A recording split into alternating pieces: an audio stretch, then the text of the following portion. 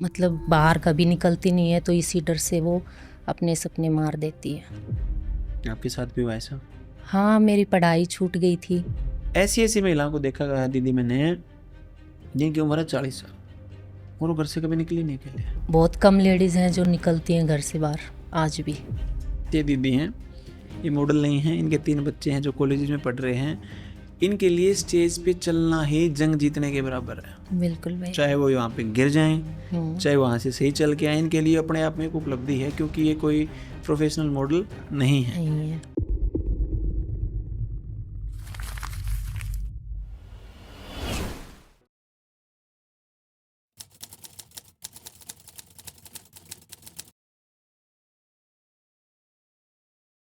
Hi, this is Ravindra Shivach और आप देखना स्टार्ट कर चुके हैं टैलेंटेड इतने इंसान, जिसमें हम स्टूडेंट्स के पॉडकास्ट शूट करते हैं। उसी कड़ी में एक और पॉडकास्ट शूट करेंगे अप्रैल बैच की हमारी स्टूडेंट मोनिका का, जिन्होंने अपना नाम अब बदल लिया है, मोनू रख लिया है। जी दीदी बताएं, मोनू क्यों रखा नाम आपने? फिर मोनिका सही नहीं था? हस्बैंड को पसंद नहीं था भैया। मोनिका नाम जी। तो उन्होंने मोनू कर दिया। फिर आपके जो एकेडमिक्स क्वालिफिकेशंस हैं 10वीं सब 12वीं में सब में मोनू करवा जी दिया। मोनू ही है। बोले मोनिका कोई नाम है।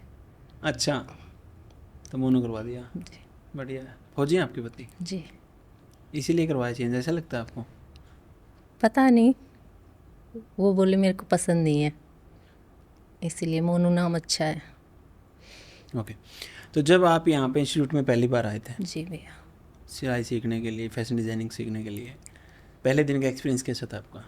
नर्वस थी, काफ़ी डरी हुई थी कि पता नहीं आएगा या नहीं आएगा, क्योंकि हमारी कास्ट में भैया राजपूत हैं हम, तो बहुत कम लेडीज़ हैं जो निकलती हैं घर से बाहर आज भी। हमारे यहाँ तो काफ़ी बच्चे हैं जो जॉब भी करते हैं। राजस्थान में भैया आपके यहाँ पे? हाँ, बहुएं बहुत कम निकलती हैं। और मेरे हस्बैंड कहते हैं कि तू अपने ससुराल की पहली बहू ऐसी बनी जो तू फैशन डिज़ाइनिंग का कोर्स करने के लिए भिवानी ब्रांच गई। आपके गांव से? जी। कौन सा गांव है आपका? मेरा ससुराल है मोरवा, पिलानी के पास। पिलानी गांव में ही रहते हैं आप? नहीं, मैं पिलानी में रहती हूँ। पिलानी में रहते हैं आप। तो क्या मानते हैं आप, कास्ट एक बड़ा फैक्टर है कि महिलाएं आगे बढ़ेंगी या नहीं बढ़ेंगी उसमें? है भैया, आज भी कई जगह ऐसे हैं कि हमारे कास्ट में भी है कि लड़कियां नहीं कर पाती अपने सपनों को, मतलब उनके सपनों को दबा दिया जाता है, नहीं कर पाते हैं। वो कुछ करना चाहें तो मतलब कुछ जवाबदारी उनके ऊपर ऐसे डाल दी जाती है, कुछ वो ऐसे मतलब बाहर कभी निकलती नहीं है, तो इसी डर से वो अपने सपने मार देती है। आपके साथ भी हुआ ऐसा? हाँ, मेरी पढ़ाई छूट गई थी, तो फिर बाद में बोले कि बाद में पढ़ा देंगे, मतलब शादी से पहले बोला गया था। उसके बाद में हस्बैंड बोले कि नहीं अभी कोई ज़रूरत नहीं है, ससुराल वाले भी बोले कि कोई ज़रूरत नहीं है। और वैसे भी मैंने देखा है भैया मेरे आस कितने पास पढ़े में भी। लिखे हैं आप? मैं 10th पास हूँ। उसके बाद पढ़े नहीं आप फिर? नहीं। अब बच्चे हैं आपके? जी भैया। कितने बच्चे हैं? 3 बच्चे हैं मेरे, 2 लड़के हैं, 1 लड़की है। अब उनको पढ़ाएंगे आप? 2 की तो स्कूलिंग हो गई है भैया, और छोटे वाला है वो हॉस्टल में है। मैं पूछना चाह रहा हूँ, क्या उनको भी 10वीं पास कराएंगे या ज़्यादा पढ़ाएंगे? वो ग्रेजुएशन कर रहे हैं अभी। अभी गुड़िया भी कर रही है? जी। आपने नहीं की उनकी शादी? कि शादी कर देते, शादी के लायक उम्र होगी इसकी? नहीं, अभी अभी ज़माने को देख के थोड़ा थोड़ा परिवर्तन आ रहा है घर वालों में कि बच्चों को पढ़ाएंगे ऐसा। कैसा फील होता है आपको कि ये जो चेंज है हमारी जनरेशन में क्यों नहीं था? ऐसा फील होता है कभी? होता है भैया, मतलब मायके साइड में पढ़ाई इसलिए पूरी नहीं हो पाई क्योंकि पापा बीमार रहते थे। पापा भी फौज से रिटायर थे, पुलिस में लग गए थे, तो वहाँ पे फिर ज़्यादातर पैसा पापा की बीमारी पे लगता था। और 4 बहनें थी, 1 भाई था। 1 भाई है मेरे, 4 बहनें हैं हम। भाई से छोटा होगा? सबसे छोटा है। क्योंकि मेरे भी 4 बहने, मैं भी सबसे छोटा हूँ। हाँ। और अब ये पीछे से एक मैंने लेख पढ़ा था, और इंडिया में तो खासकर है ऐसा कि लड़के की चाह में बहुत सारी लड़कियाँ। पीछे से एक न्यूज़ भी वायरल हुई थी कि 12-13 लड़कियों के बाद एक लड़का पैदा हुआ था। हाँ, यही है भैया। मेरे बाद था एक भाई, वो एक्सपायर हो गया था। आप चारों जो बहनें हैं जी कितने पढ़े लिखे हैं? भैया, मेरे से जो बड़ी है वो भी 10th थी, मैं भी 10th, और मेरे से जो छोटी हैं उन्होंने 12th की सरकारी से। तो उनकी शादी थोड़ी लेट हुई थी, क्योंकि तब तक मेरी शादी के बाद पापा एक्सपायर हो गए थे 1 साल बाद ही। तो तब तक बड़ी बहन के लिए लड़का देख रहे थे, फिर ताऊ चाचा बोले कि नहीं, साथ की साथ ही होनी चाहिए। मतलब होता है ना कि ताऊ चाचा को ज़्यादा भारी हो जाता है कि उनको कुछ ना करना पड़ जाए। और जो आपकी शादी हुई फिर एक ही घर में हो कि अलग अलग घर हाँ, में? एक ही घर में मतलब एक के साथ एक फ्री थे आप, ऐसा बोलते थे, बोले कि अच्छा घर है, लड़का भी आर्मी में है और कर देते हैं, इसीलिए। ऐसा होता है क्योंकि मेरे पापा की शादी भी ऐसी हुआ था। मेरे ताऊ की शादी थी, शादी मेरे पापा की भी कर दी थी 10वीं क्लास में, तो उस टाइम पे। हाँ मतलब ऐसा है हर समाज में, ऐसा है, ऐसा नहीं कि आपकी कास्ट में, हर किसी कास्ट में, हर किसी नहीं, religion में हाँ ऐसा होता है भैया। है। ओके। रितु मैम को कितने दिनों से जानते थे आप? मैं 2022 से। 2022 से? जी और सीखने आए आप 2026 में? जी। क्या समस्या थी ऐसी कि 4 साल लगे आपको? 2023 में मैंने भैया ऑनलाइन बैच लिया था मैम का। तो बेसिक टू एडवांस आता था उस टाइम पे? हाँ, 1500 रुपये का। 1500 रुपये का? जी। क्या किया उस बैच से सीख के? उससे कुछ हो ही नहीं पाया ना, इसीलिए आई मैं। कुछ सीख ही नहीं पाए उससे? उससे ये था भैया, मेरे पास शॉप थी उस टाइम पे, तो काम का प्रेशर इतना था, राजपूती ड्रेस सिलती थी मैं। केवल राजपूती ड्रेस? जी हाँ भैया, क्योंकि राजपूती ड्रेस है जो मैंने सीखी थी अपनी, मतलब कटिंग किसी से, स्टिचिंग किसी से प्रॉपर, वो भी बैठ के किसी के पास ऐसे क्लास नहीं ली थी। बस 15 दिन बैठी थी, मेरी काकी सास हैं उनके पास। तब से मतलब ऐसा आ गया कि मैं सिल सकती हूँ। फिर मेरे पास जैसे हमारे यहाँ बिट्स है, बिरला कॉलेज वगैरह, यहाँ की मैडम आती थी, तो वो ज़्यादातर ये वाले सूट डिज़ाइनर कपड़े पहनती थी। तो वो पूछती थी कि आपको ये भी आता है, तो मुझे मजबूरन उनको मना करना पड़ता था कि नहीं। तब वहाँ से मेरे ये हुई कि सिलाई में मुझे सब कुछ सीखना है, कि मुझे किसी को मना ना करना पड़े, और मेरी शॉप पे कोई आए तो मुझे उसे मना करके ऐसे भेजना ना पड़े। अच्छा भी नहीं लगता कस्टमर जब वापस जाता है, क्योंकि हाँ। फिर वो नेगेटिविटी करता है कि इसको तो सिर्फ एक ही चीज़ आती है। हाँ ऐसे। लेकिन बेसिक टू एडवांस जो हमारा कोर्स था, एक्चुअल में मैं आपसे बात करूँ, वो हमने जब लॉन्च किया था तो हज़ारों बच्चों ने उसको ख़रीदा था, और उसको ख़रीद के बेसिकली स्किल को अपग्रेड करके बहुत सारे पैसे कमाए थे। आपके साथ क्या समस्या आई उसमें? मेरे को सच्ची बताऊँ तो भैया, ये उस टाइम पे आर्म होल क्या होता है, ये चीज़ें कुछ समझ में नहीं आती थी। या फिर आप अपने ही उसमें उलझ ही रहे राजपूती और ड्रेस में ही? कुछ, हाँ, मेरे सिलाई इतनी आती थी कि मैं उस पर ध्यान दे टाइम नहीं नहीं दे पाई। पाए आप हाँ। प्रॉपर, क्योंकि अगर आप टाइम दे पाते उस टाइम पे प्रॉपर, तो होपफुली आप उसी टाइम पे सीख जाते हैं, क्योंकि उसमें भी काफ़ी फार्मूला जो हैं वो सिखाए जाते हैं सारी चीज़ें। नहीं भैया, लेकिन अभी मेरे को यहाँ आके बहुत अच्छा लग रहा है। हाँ, बहुत उस कुछ। टाइम पे सीख जाते तो यहाँ कैसे आप आते? हाँ नहीं, वो ऑप्शन ही बंद हो जाता। तो यहाँ पे जब आप आए बुटीक मास्टरी सीखने के लिए ऑफलाइन में, तो आपके नज़रिए में ऑनलाइन और ऑफलाइन में क्या फ़र्क है? ऑफलाइन ज़्यादा अच्छा लगता है मेरे हिसाब से। क्यों?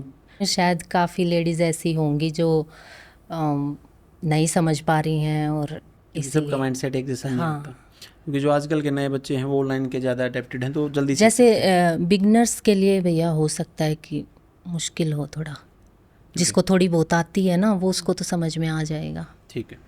तो जब आप यहाँ पे आए ऑफलाइन में और आपने देखा कि आप सीख सकते हैं, तो इसका मतलब जो हम ब्रांचेज खोल रहे हैं शहर में, अलग अलग शहर में, अलग अलग स्टेट्स में, तो सही काम कर रहे हैं, क्योंकि आप जैसी और भी बहुत महिलाएं होंगी जो ऑनलाइन ना सीख पाएँ। बढ़िया कर रहे हो भैया। ओके। तो जब आप यहाँ पे आए थे पहले दिन, आपकी पहली क्लास थी, उस दिन कैसा फील हो रहा था? उस दिन अच्छा लगा था, पहली बार रितु मैम को सामने से देखना, मतलब ये एक सपना ही था। जो एक आपकी बात मेरे को ये अच्छी लगती है भैया, आप बोलते हो ना कि चीज़ों को सोचना चाहिए, बार बार उसी चीज़ के बारे में सोचोगे तो वो पूरी मैनिफेस्ट करना चाहिए। तो ये मैं सोचती थी, मेरे को लगता नहीं था कि मैं कभी आ पाऊँगी इधर। मेरे कहा आपने इंटरव्यू सुने थे पहले बच्चों के, ऐसा? मैं बहुत भैया, मैंने मैम की वीडियो कम, आपके पूरे इंटरव्यू देखे हुए हैं। हाँ सही होते हैं इंटरव्यू में? बढ़िया। क्या सीख सकती है एक महिला जो घर पे बैठी इंटरव्यू को देख के? क्या फील होता है उसको? उसको भैया मोटिवेशन मिलता है बहुत ज़्यादा, और मेरे साथ हुआ है। मैं जब जब यहाँ पे मैं डिमोटिवेट हुई हूँ ना, और तभी भगवान की दया से आप आ जाते थे, आपकी ऐसे ऐसी बातें सुन के मतलब एकदम एनर्जी फील होती थी। बढ़िया। क्योंकि ज़िंदगी में आप समझेंगे ना, जो हमारा माइंड है जी, एक्चुअल में ये डिज़ाइन है कि हमें ज़िंदा कैसे रखेगा, ये हमें सक्सेस की तरफ कैसे ले जाएगा, या हम खुश कैसे रहेंगे, उसके लिए हमारा माइंड डिज़ाइन नहीं है। हमारा माइंड इसलिए आप देखोगे नेगेटिविटी की तरफ तुरंत अडेप्ट कर लेगा नेगेटिविटी हाँ। को। सिर्फ ये हमें जिंदा रखने के लिए हर संभव कोशिश करेगा कि किसी भी जगह पे अगर हमें कोई समस्या महसूस हो रही है तो हमें जिंदा रखेगा। जैसे हम किसी अंधेरे रास्ते से गुजर रहे हैं तो डर पैदा कर देगा, ये इसका काम है। हाँ। उसमें ये बेस्ट है। लेकिन अगर हम अपने माइंड को ये कहें कि हमें खुश कैसे रहना और उसमें थॉट्स में उड़ जाएंगे ना, तो और ज़्यादा हमारा नुकसान करेगा। अब मैं अपने हस्बैंड को बोलती हूँ कि आप रविंद्र भैया की तरह रहा करो। वो बहुत पॉजिटिव है। तो कहते हैं अच्छा। मैंने कहा आप जितना नेगेटिव चीज़ों को सोचेंगे वैसा ही बार बार आपका माइंड वैसे ही होने में काम वैसे करेगा। लग जाएगा। हाँ, मैंने यही बोला। तो बोले अच्छा, काफ़ी कुछ सीखा ही तू वहाँ से। तो होता है भैया, मेरे साथ हो रहा है वैसे ही। झगड़ा तो नहीं हो रहा फिर आपका? नहीं। क्योंकि मैं एक बार एक ब्रांच पे गया था, तो मैं वो जो अपना 1.5 घंटे का सेशन लेते हैं 2 घंटे का, वो सेशन लिया। तो जो ब्रांच ओनर थे उनके पति वहीं बैठे थे, तो वो भी सुन रहे थे सारी बातों को। मैं कह रहा था कि महिलाओं को आत्मसम्मान के साथ जीना चाहिए, पैसे कमाने चाहिए, किसी के सामने हाथ नहीं फैलाना चाहिए, ये नहीं करना चाहिए, वो नहीं करना चाहिए, जो कि लॉजिकल बात है, सही है। वो कह रहे अच्छा भाई साहब, आज मुझे पता चला है मेरी बात क्यों नहीं मानती वहाँ से आने के बाद। मैंने कहा मैंने तो ऐसा कुछ नहीं कहा हाँ। कि अपने पति की बात मत मानो। मैंने तो ये कहा कि गर्दन उठा के थोड़ा सम्मानजनक स्थिति होनी चाहिए महिलाओं की समाज में। हाँ भैया, कि नहीं होनी चाहिए? होनी चाहिए। अब आपकी गुड़िया है, कल को उसकी शादी हो जाएगी। आपने मान लो शादी कर दी उसकी, और वो अपने पाँव पे खड़ी नहीं है, ना वो जॉब करती, ना वो स्किल्ड है, वो कुछ नहीं है, और आपने सिर्फ उसको BA में जो भी डिग्री करवाई और फिर उसको भेज दिया अगले घर में ठीक ठाक। मतलब आपने परिवार देखा भाई इनकी ज़मीन आती है या इनका अच्छा मकान है, ये लड़का जॉब कर रहा है। लेकिन क्या आप ये नहीं मानते कि जब वो स्किल्ड नहीं है, 2 पैसे खुद नहीं कमा पा रही, तो हर 500 रुपये के लिए उसको अपने पति के ऊपर निर्भर हो जाना पड़ेगा। हाँ, फिर वो अपने गाँव की आवाज़ कैसे उठा पाएगी? बिल्कुल भैया। मैं अपनी लड़की को बोलती हूँ कि 2 साल हैं, अभी वो RPF की तैयारी कर रही है। तो मैं कह रही हूँ 2 साल तेरे हैं, तीसरा साल मेरा है। मैं तेरे को उसको बुटीक का काम करना नहीं है। वो कह रही कि मैं सैलून का करूँगी, तो मुझे उसको यहीं भेजना है सैलून का सिखाना। क्योंकि पीछे से मैं एक कॉलेज में गया था, उनकी जो प्रिंसिपल थी उन्होंने बड़ी अच्छी बात कही थी। तो उन्होंने कहा कि जब हम बच्चे होते थे उस टाइम पे हमारी जो माएँ होती थी, नानी होती थी, दादी होती थी, वो हमें कुछ ना कुछ सिखाने के लिए भेजती थी छुट्टियों में। हाँ। कि कुछ स्किल्ड हो जाए। और अपने जो नॉर्थ इंडिया में कल्चर भी है कि कम से कम महिला को सिलाई इतनी तो जरूर आनी चाहिए कि खुद के लिए कुछ ना कुछ कर ले। हाँ। अगर वो खुद के लिए भी कर ले तो मान के चलो साल के 10-12 हज़ार रुपये उसके बचेंगे। हाँ। ठीक है। लेकिन आजकल के जो बच्चे हैं ना, वो सारा दिन फ़ोन फ़ोन फ़ोन फ़ोन और सिर्फ फ़ोन। ना कोई स्किल सीखना चाह रहे हैं। अगर कॉलेज में जा रहे हैं तो सोच रहे हैं डिग्री कर लें। अब आप एक बात बताओ, अभी जो युग चल रहा है, AI आ गया है, हर चीज़ आ गई है। अब क्या कॉलेज डिग्री के नाम पे सिर्फ जॉब मिल सकती है? नहीं मिल सकती। मुझे नहीं लगता मिल सकती। अगर आपके अंदर स्किल है तो आपके पास एकेडमिक क्वालिफिकेशन एक दफ़ा नहीं भी है ना, तो भी आपको जॉब मिल जाएगी। कि कहावत है हरियाणवी में कि पढ़े हुए से कड़ा हुआ ज़्यादा सही होता है। मीन्स जिसने दुनियादारी का ज्ञान लिया है कि कहाँ पे क्या होता है, किसे कैसे बातें करनी है, क्या करना है, वो ज़्यादा इंपॉर्टेंट है मेरे हिसाब से। फिर जो आपका डाउट था जो बेसिक टू एडवांस में आप क्लियर नहीं कर पाए थे ऑनलाइन क्लासेज में, शोल्डर आर्म होल का, जी भैया, जब उसकी क्लास यहाँ पे आई उस दिन कैसा फील हुआ? उस दिन एक दिन तो समझ में नहीं आया। फिर मैम से भी पूछा, काफ़ी लड़कियों ने भी, कि मैम ये तो बहुत भारी हो रहा है, मतलब कैसे क्या करें। तो मैम ने बोला था कि बार बार उस क्लास को देखोगे तो आपको समझ में आएगा। और हो गया भैया वो क्लियर। हो गया क्लियर? हाँ जी। शुरू वाले दिन सिर के ऊपर से? हाँ। आपको कितने दिन ऐसा लगा यहाँ पे आके कि क्या सिखा रहे हैं, वापस चली जाती हूँ, बच्चों से दूर हो गई हूँ? नहीं भैया, ये मुझे नहीं लगा। मुझे नहीं लगा। मुझे ये था कि मुझे सीखना है और मतलब अपना कुछ करना है, ऐसा था। मैंने कभी भी यहाँ आके ये नहीं सोचा कि मैं क्यों आ गई हूँ, कि अच्छा नहीं है या बच्चों की याद आ रही है। नहीं, बच्चे बड़े हो गए ना, इतने साल वेट किया, इसीलिए। ओके। जो आप काम कर रहे थे, राजपूती ड्रेसेस बना रहे थे, उसमें लगभग कितने पैसे कमा लेते थे महीने के? 20 से 25। 20 से 25 हज़ार। और वो घर से कर रहे थे कि बुटीक से कर रहे थे? अपना बुटीक था आपका? हाँ, मेरा अपना बुटीक था। तो अभी वो चल रहा था कि उसको क्लोज करके आए थे? अभी भैया ऐसा हो गया कि मैंने बुटीक जहाँ था ना, वहाँ जो ऊपर का मकान जो था हमारा, वो छोटा पड़ रहा था। अभी नया मकान बनाया है तो वो बुटीक हो गया दूर उस मकान से, तो अभी मेरे को वो शॉप किराए देनी पड़ेगी। मतलब मैं ये पूछना चाह रहा हूँ, मतलब आपके मकान था उसी में आपकी शॉप थी नीचे, ऐसा था पहले? हाँ, नीचे। ठीक है। मैं ये पूछना चाह रहा हूँ, जैसे आपके कस्टमर्स थे, उन्होंने बहुत सारों ने ये कहा होगा कि आता तो है तेरे को ठीक ठाक पैसा कमा रही, क्या सीखने जाएगी? मैंने किसी को बताया नहीं भैया। तो फिर मैनेज कैसे किया? कस्टमर्स के फ़ोन नहीं आए कि हमें सिलवाना है? फ़ोन आते थे, मैंने लड़की बैठा रखी थी एक, हम्म, तो उसको सिखाया था, वैसे ही वो सिलती रही काम थी। चल गया आपका। हाँ जी। तो जो 75,000 रुपये आने थे वो आ गए आपके। हम्म, और यहाँ कितने पैसे लग गए आपके 3 महीने इतने ही में? लगे भैया। अब आप बराबर सराबर में अपना काम करके चले गए यहाँ से। हाँ अब जब हम ये इंटरव्यू कर रहे हैं 7 जुलाई को शूट, जी आपका बैच भैया। कंप्लीट हो चुका है, हाँ तो घर जाके आप वापस आए इंटरव्यू देने के हाँ लिए। जी। तो अभी क्या लग रहा है आपको कि क्या कर पाएंगे आप जीवन में? अच्छा, मतलब फील हो रहा है कि कुछ जैसा जैसा अब मैम ने बताया था ना, कि जैसा भी अब डिज़ाइन देखते हैं ना तो समझ में आता है कि हाँ ये ड्रेस हम बना सकते हैं। फुल कॉन्फिडेंस है और और अच्छा ही करेंगे। जो ये लहंगा पहन के आप बैठे हैं, 12 कितने कली का? ये 16 कली का 16 कली का भैया। लहंगा जो आप अभी पहन के बैठे हैं, पहले बना लेते थे? नहीं भैया, नहीं आता था। नहीं आता था।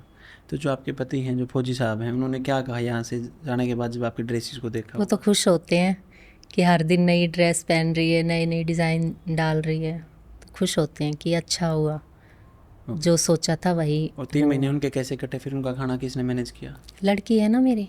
अच्छा, हाँ, 17-18 साल की लड़की है मेरी। फौजी की वाइफ होना अपने आप में कितना बड़ा स्ट्रगल है, ये बताएं जरा लोगों को, जिनको ऐसा लगता है कि ये तो इनके घर में तो फौजी है, तनख्वाह मोटा पैसा है। भैया एक किस्म से तो गर्व की भी बात है, हम्म, और स्ट्रगल तो है ही। मतलब ससुराल में हस्बैंड के सिवा और दिखता ही कौन है, हम्म। मतलब मेरे हिसाब से तो। और हर बार त्योहार वेट करना, उनके बिना ही सेलिब्रेट करना, तो अब ये तो चीज़ें रिटायरमेंट तो आ गए होंगे। अब तो आ गई, पहले की बातें हैं ये। हम्म। अब तो बच्चे भी समझदार हो गए, अब ऐसा नहीं होता था। लेकिन एक्चुअल में जब परिवार को ज़रूरत होती है उस समय फौजी सरहद पे खड़ा होता है। हाँ जब सबसे ज़्यादा ज़रूरत होती है, बच्चे छोटे होते हैं, उनको स्कूल छोड़ना होता है, उनकी स्कूलिंग होती है, उस टाइम पे हाँ जो फौजी की वाइफ है वही सब कुछ देख रही होती है। जी भैया, आप गए हैं कभी फौज में साथ की सारे? गई हूँ भैया। कहाँ घूम के आए हैं? मैं गई हूँ देहरादून, हम्म, और मतलब देहरादून तो कुछ ही दिन के लिए लेके गई थी घुमाने के लिए, और मैं रही हूँ यहाँ सूरतगढ़ कैंट। सूरतगढ़ राजस्थान में। हाँ, कितने साल लगभग आप साथ रहे हो? 3 साल 3 साल। तो बची हुई जो आर्मी की जॉब उन्होंने फिर अकेले की है। अकेले। 3 महीने की छुट्टियाँ मिलती हैं साल में? जी ओके। तो यहाँ पे जो 3 महीने आपने गुजारे हैं, हाँ, उनको अपनी लाइफ में कैसे देखते हैं आप? मेरे लिए बहुत अच्छा पल था ये 3 महीने जो मैंने यहाँ बिताए भैया। और जब आप यहाँ पीजी में रहे हैं, हम्म, वो कैसा एक्सपीरियंस रहा पीजी का आपका? बहुत अच्छा। आपको ऐसा नहीं लगा, क्योंकि जो घरेलू महिलाएं आती हैं यहाँ पे तो वो खाना खुद बनाती हैं, और जब बल्क में खाना बनता है बच्चों के लिए तो आपको ऐसा लगा ना वो टेस्ट नहीं है, मुझे बड़ी बात नहीं है इसमें? नहीं भैया, क्या ध्यान ही नहीं ऐसा गया नहीं खाने की है। तरफ आपका? नहीं, खाना मतलब ये था ना कि हमें सीखना है, सीखने के लिए आए हैं, और इतना भी समझ में आता है कि इतने लोगों के लिए खाना बनता है तो थोड़ा बहुत, लेकिन खाना अच्छा बनता है भैया, कोई दिक्कत क्योंकि नहीं है। ऐसा तो पॉसिबल नहीं है पीजी में कि जो घर में 3-4 लोगों के लिए बन रहा है, वैसा पॉसिबल तो नहीं हो पाता मेरे हिसाब नहीं से। भैया, अच्छा टेस्ट लगता है खाने का, ठीक बहुत रहा। अच्छा है। कम से कम खुद नहीं बनाना पड़ा ना कोई ओके। तो यहाँ पे जो स्टाफ था, यहाँ पे जो स्टाफ था, ट्रेनर्स थे आपके जो डाउट सॉल्विंग के लिए, उनके साथ कैसी बॉन्डिंग रही 3 महीने अच्छी आपकी? थी आज मिल के जाएंगे सबसे? जी। किसने डाउट सॉल्व किया आपके सबसे ज़्यादा?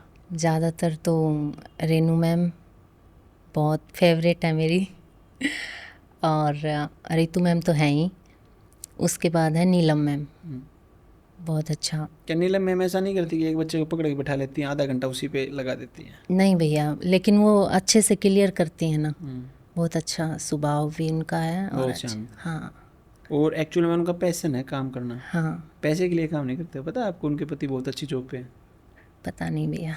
मतलब सिर्फ उनका पैशन है।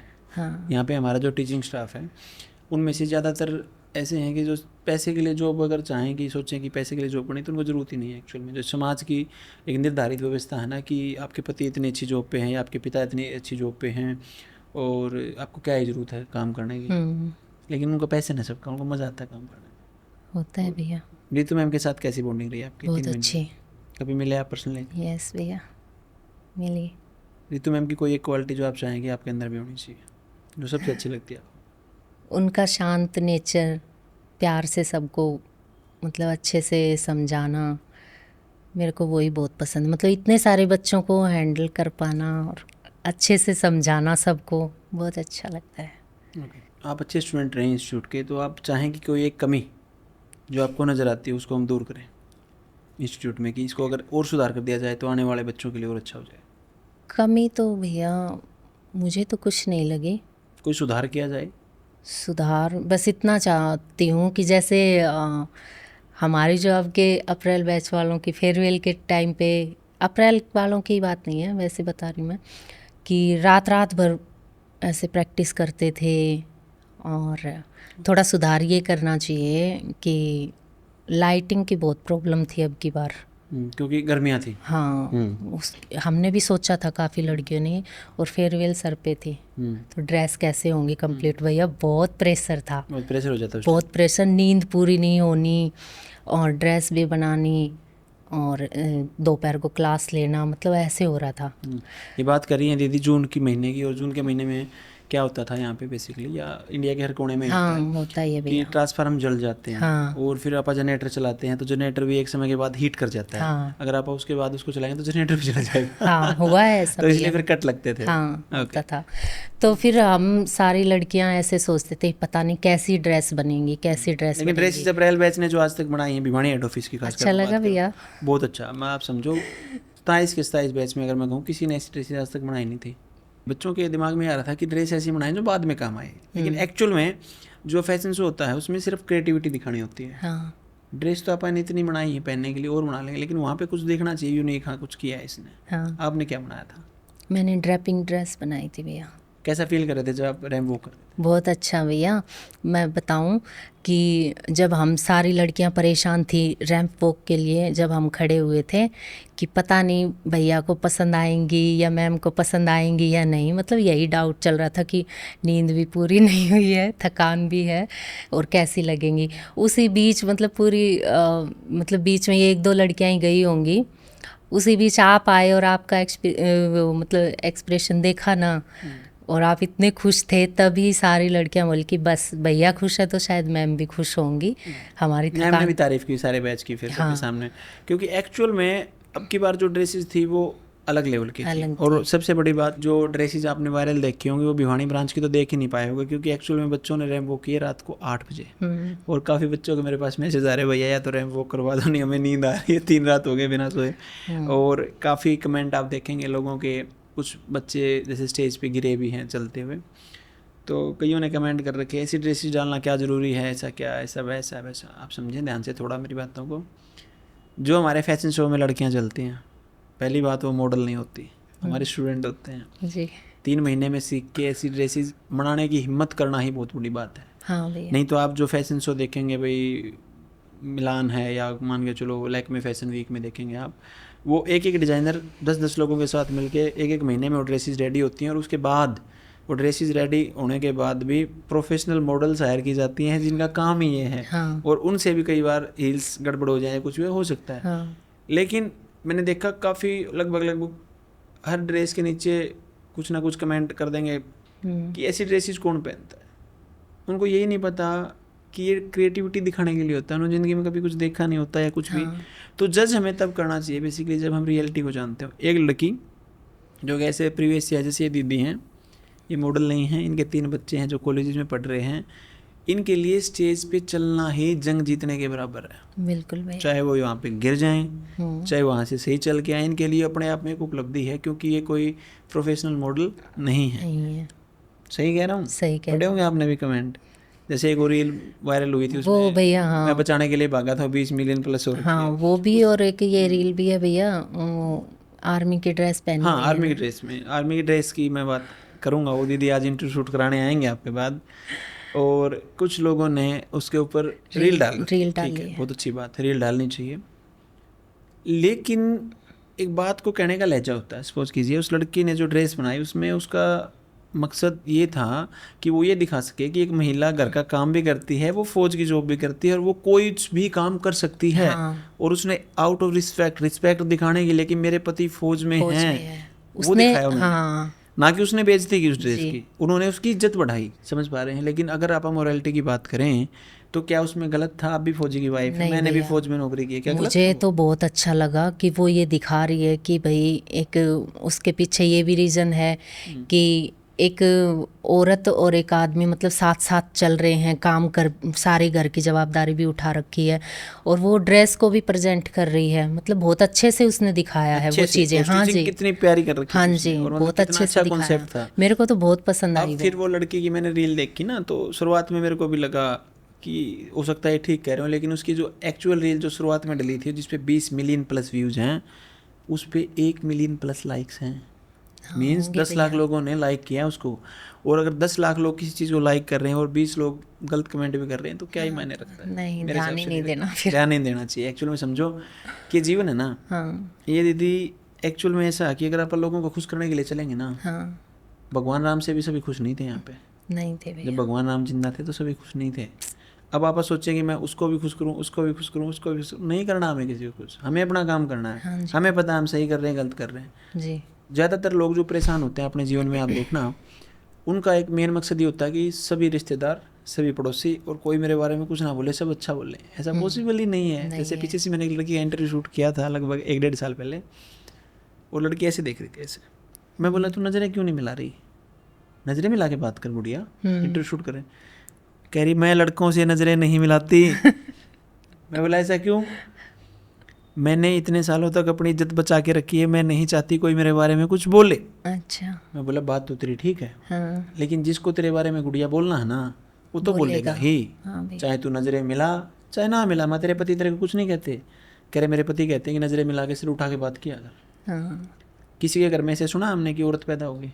नहीं। नहीं ना, बच्ची पैदा हुई, बच्चा पैदा हुआ। हाँ उसको बोलेंगे ऐसे मत हंसा कर, ऐसे मत किया कर, हाँ, ये मत किया कर, वहाँ मत खड़ी हो गए सुना, वहाँ ऐसे मत करना, वैसे मत करना, वैसे मत करना। फिर उसकी शादी कर देंगे, वो अगले घर जाएंगे। अगले घर जाते ही आप समझे एक महिला का दुख वही समझ सकती है। हाँ, एक पूरे परिवार को 18-20 साल जहाँ उसने जिए थे उसको छोड़ के एक नए परिवार में उसको सेटल होना है, और उसको ये हर संभव प्रयास करना है कि मेरा पति, मेरी सास, जेठ, देवर जितने भी हैं, इनकी रिश्तेदारी वो मेरे से खुश रहें। हाँ। क्या इसके लिए पैदा होती हैं लड़कियाँ? क्या सोचा जाए तो क्या ये जीवन है? नहीं भैया। अब वो जब ऐसे ऐसे ऐसे करते करते समाज उसको लड़की से औरत बना देता है, और फिर उसके अंदर इतना अंडर कॉन्फिडेंट वो हो जाती है। मैं इंटरव्यू शूट करता हूँ लगभग, अब तो हम 200 इंटरव्यू होने को आए जो हमने पेज पे डाल दी। उसके अलावा हमने 300 प्लस इंटरव्यू मैंने शूट किए। ऐसी ऐसी महिलाओं को देखा गया दीदी मैंने, जिनकी उम्र है 40 साल और वो घर से कभी निकली नहीं अकेले। 40 साल की एज में आने तक भी वो घर से कभी नहीं निकली। शादी नहीं हुई तो पापा भाई के साथ जाती थी, बाद में अपने पति के साथ या अपने बेटे के साथ। बताओ। मैं खुद नहीं निकली हूँ भैया। बताओ फिर आप। हाँ, मैं खुद नहीं, मतलब परमिशन थी मुझे, मतलब ससुराल में रहती थी तब तक कोई ना कोई साथ जाता था। वही पर वही है ना, सोच ऐसी ही उस है। सोच को अब चेंज करना पड़ेगा एक्चुअल में। अगर हम नहीं करेंगे तो हमारी अगली पीढ़ी में भी यही सोच चली जाएगी। ये बहुत भारी हो रही है। लेकिन अभी मैं यहाँ आई हूँ, उससे हस्बैंड इतने पॉजिटिव हुए हैं ना कि अभी मैं जो भी ड्रेस बनाती हूँ तो मैं उनसे पूछती हूँ। मैंने कभी बिना मतलब स्लीवलेस मैंने पहने नहीं, बिना घूंघट के भी नहीं गए होंगे यार कभी। और मैंने फेयरवेल पे जो ड्रेस बनाई थी वो स्लीवलेस थी भैया। तो मैंने उनसे पूछा कि भाई मैं ये बनाऊं या नहीं। उनसे कई बार पूछा कि बाद में कोई बात ना बने कि कोई भी देखे वीडियो वगैरह। तो कह रहे नहीं मैं हूँ ना, कोई दिक्कत नहीं है, अभी वहाँ गई है तो कुछ तो करना है। तो मैंने कहा ठीक है, अगर कहो आपको अगर पसंद नहीं भी है तो बाद में मेरे को मत बोलना, तो अपनी वाली ड्रेस ही पहन लूँगी मैं। तो बोले वो तो तू पहनती ही है, कुछ अलग कर। मैंने कहा अच्छा तो खुश हो आप? बोले हाँ कोई दिक्कत नहीं है। मैंने कहा फिर ठीक है। आज आप अकेले आए कि फौजी साहब साथ आए हैं? नहीं, अकेली आई अकेले थी आए हैं। जी। अभी आने के बाद अब अकेला आना जाना भी स्टार्ट कर यहाँ दिया? आई थी ना तब छोड़ने आए थे, उसके बाद से मैं अकेली आ रही जा रही हूँ। कॉन्फिडेंस बढ़ा है आपका? हाँ भैया। जीवन को लेकर नजरिया बदला होगा आपने। बहुत सारे लोगों को अलग अलग स्टेट से देखा होगा, कौन कैसे जी रहा है, किसके जीवन में क्या चल रहा है। हाँ भैया। तो जो हम कहते हैं शुरुआत में यहाँ पे आने आते हैं बच्चे कि हम सिर्फ सिलाई नहीं सिखाएंगे, वो सिर्फ एक पार्ट है, जीवन जीना सिखाएंगे। हाँ, कितने हद तक सच है वो? बहुत सही है भैया, मेरी लाइफ चेंज हो रही है। सोशल मीडिया यूज़ करते हैं आप? जी भैया। क्या चलाते हैं उसमें, क्या डालते हैं? उस पे अपनी ये ड्रेस की रील वगैरह। ड्रेस की रील वगैरह? कोई पूछता है आपसे कि ऐसी ड्रेसेस मेरे लिए कब बनाओगे? आए कभी मैसेज? अभी नहीं आए हैं, लेकिन पड़ोस में ही ऐसे पूछा है कि हमारे लिए भी बनाना। वैसे मैं यहाँ से आई थी ना तब से ही मैं अपने मायके चली गई, वहाँ से फिर यहाँ आई हूँ, यहाँ से अब जाके घर पे अगर काम मान के शुरू चलो करना है भैया। किसी दिन आपकी रील पे कुछ लड़कों ने दिल के निशान बनाने स्टार्ट कर दिए, डालते हैं भैया। तो उस चीज़ पे आपका झगड़ा तो नहीं होता? नहीं। ये समझाना अपने पति को और अपने बच्चों को। पीछे से क्या हुआ, हमारी एक स्टूडेंट थी और आपकी एज की रही होगी, हाँ। तो एक दिन वो आई यहाँ पे भिवानी फैब्रिक लेने आई हुई थी। मैं बोला, क्योंकि वो मेरे दोस्त की आंटी थी, मैंने कहा आंटी आपकी आजकल रील नहीं आती आगे, पहले तो आप डालते थे। कह रही भैया गाँव में रहते हैं और मेरा लड़का ये कह रहा है मम्मी तुमने हमारी बेइज्जती करा दी, आपकी रील पे कमेंट पे दिल के निशान बना रहे लड़के, मुझे शर्म आती है इस बात से। जबकि इंस्टाग्राम पे दिल का निशान बनाना जस्ट नॉर्मल है, हाँ। है ना? तो इसलिए अपने घर वालों को ये समझाना ये जस्ट नॉर्मल नहीं, है। मेरे हस्बैंड मेरे बच्चे खुद कमेंट करते हैं, लाइक भेजते हैं, मतलब ऐसा अच्छा लगता है? हाँ जी, बहुत अच्छा लगता है। सोशल मीडिया पहले भी चलाते थे कि यहाँ के स्टार्ट किया? भैया पहले था, मतलब ज़्यादा पहले नहीं, यहाँ आने से 1 महीना पहले ही बनाया था अकाउंट। ओके, किसने, आपने बना दिया था? लड़की ने बनाया था। ओके। जब पीजी में आप 3 महीने यहाँ पे रहे, जी भैया। तो कभी आपको अनसेफ फील हुआ पीजी में कि यहाँ पे ऐसा नहीं है वैसा नहीं है? नहीं भैया, ठीक थी सेफ्टी वगैरह सब? बहुत बढ़िया। कभी ऐसा फील नहीं हुआ ये गार्ड छोड़ने जाते हैं, गार्ड लेने आते हैं, हाजिरी नहीं, लगवाते आप हैं, ये यहाँ पे सोचो तो जेल बना रखी है? कि मेरे जैसी लेडीज़ जो घर से बाहर नहीं निकलती और उसको 3 महीने के लिए यहाँ छोड़ दिया है, तो वो अच्छा ही है वो जगह। एक फौजी है ऐसे छोड़ देगा? नहीं छोड़ सकता भैया। आए थे साथ में, देख के गए थे माहौल पहले? हाँ, क्या कह रहे थे? बढ़िया है। अब तो वो फ़ोन पे भी बताते हैं सबको कि वहाँ अगर भेजना है तो वहाँ भेजो, कोई दिक्कत नहीं है। वो हमारी गारंटी दे देते हैं? हाँ। बोले कोई दिक्कत नहीं है। क्योंकि एक्चुअल में जो शुरुआत से हमारा मोटो रहा है गुड़िया, वो ये रहा है कि सबसे पहले जब आप महिलाओं के साथ हम काम करें तो सेफ्टी सबसे पहले आएगी। हाँ भैया। और होपफुली मैंने, हमारे भी बच्चे जैसे नई ब्रांचेज खुलती हैं तो रिसेप्शनिस्ट जाती है, टीचिंग स्टाफ जाता है, मैंने किसी पीजी में गार्ड नहीं देखे आज तक। सीसीटीवी मिल जाए तो बहुत बड़ी बात है, सीसीटीवी मिल जाए, और कहीं हजरी का कॉन्सेप्ट नहीं होता। अपने यहाँ तो हर जगह हजरी होगी। हाँ। आपको बाहर जाना है तो घर पे कॉल जाएगा, क्योंकि एक्चुअल में जिस उम्मीद से हमारे पास भेजा गया है उसको कायम रखना बड़ा मतलब मुश्किल भरा काम है, वो आसान नहीं है।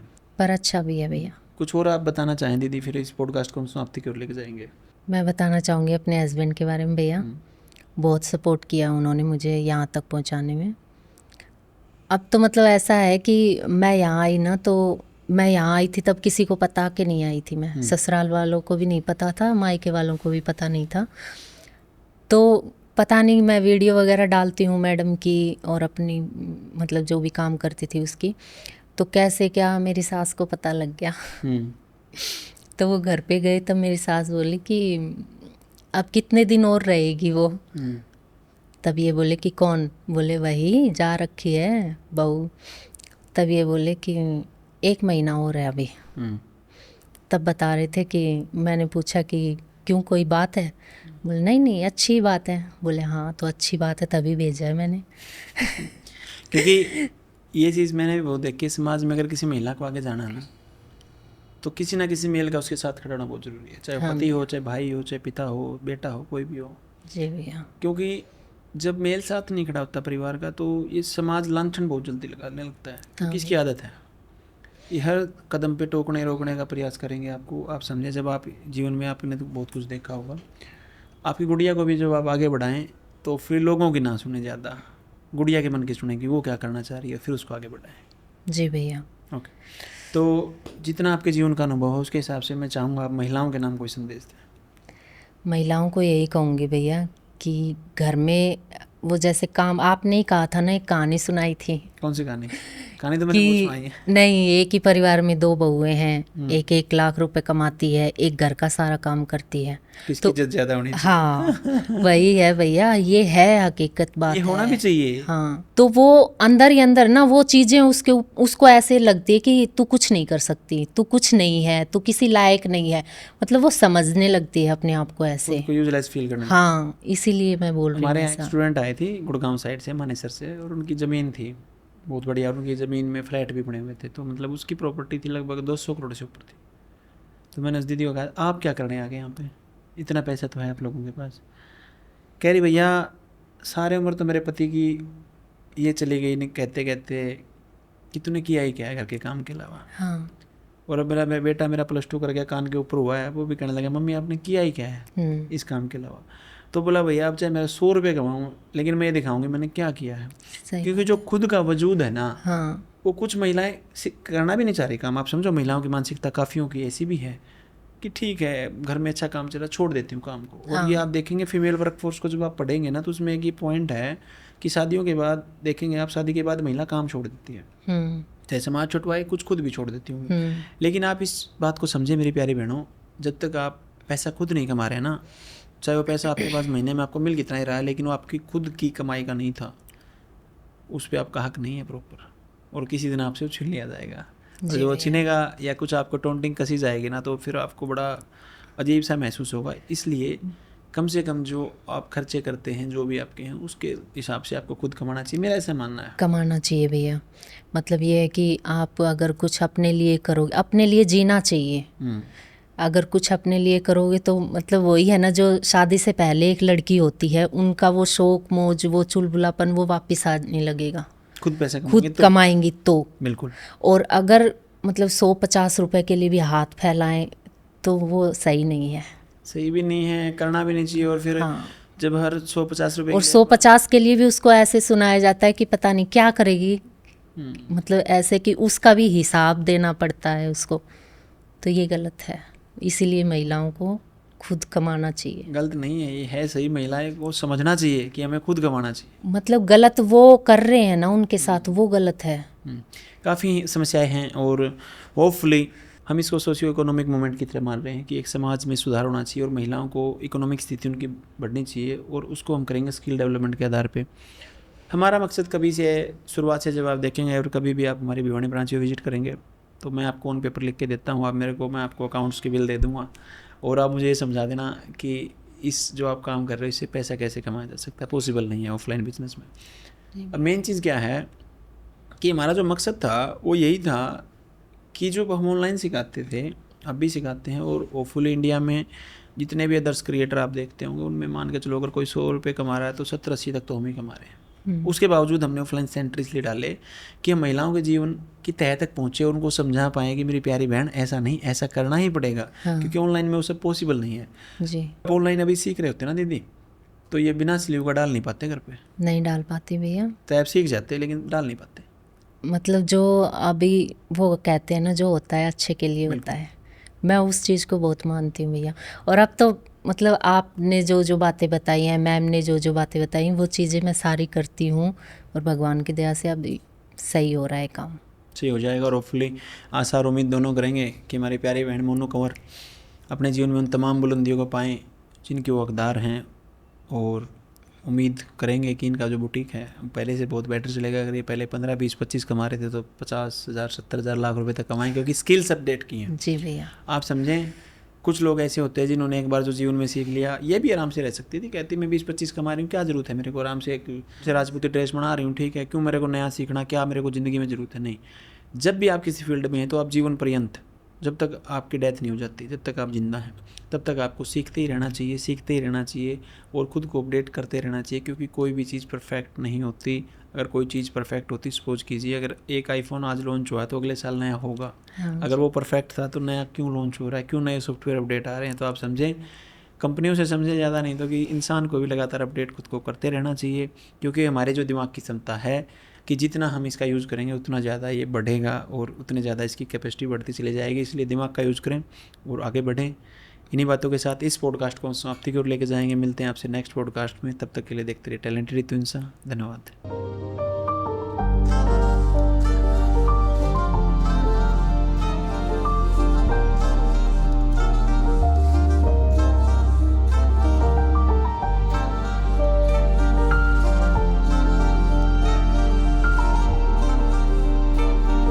महिला उत्थान की मुहिम को आगे बढ़ाने के लिए अब हम आपके शहर में भी अपनी ब्रांच खोल चुके हैं। यदि आप ऑफलाइन सीखना चाहते हैं तो आप हमारी ब्रांच पे जाकर एडमिशन ले सकते हैं।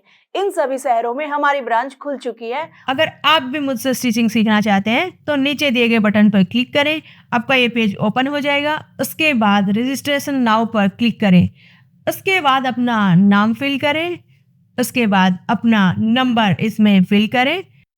इसके बाद आप अपना नज़दीकी सेंटर सिलेक्ट करें। जैसे कि आपका नज़दीकी सेंटर भिवानी है तो भिवानी सिलेक्ट करें। बहुत बढ़िया, आपका रजिस्ट्रेशन सक्सेसफुल हुआ।